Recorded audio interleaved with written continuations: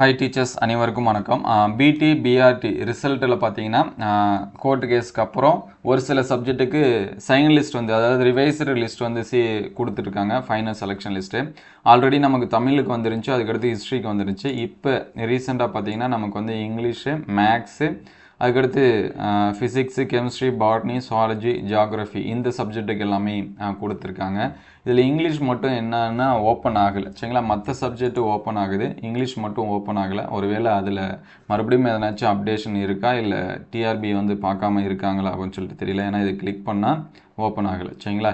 இது அப்டேட்டு வந்துச்சு அப்படின்னா உடனே அப்டேட் பண்ணுவோம். மோஸ்ட்லி மற்ற சப்ஜெக்ட் வேறு எதனாச்சும் அப்டேஷன் கொடுத்தாங்கன்னா பார்ப்போம். இதை வச்சு தான் நமக்கு போஸ்டிங் இது எல்லாமே என்ன பண்ணுவாங்க, கொடுப்பாங்க. ஸோ அடுத்தடுத்த அப்டேட்டட் நியூஸ் வந்துச்சுன்னா உடனே அப்டேட் பண்ணுவோம்.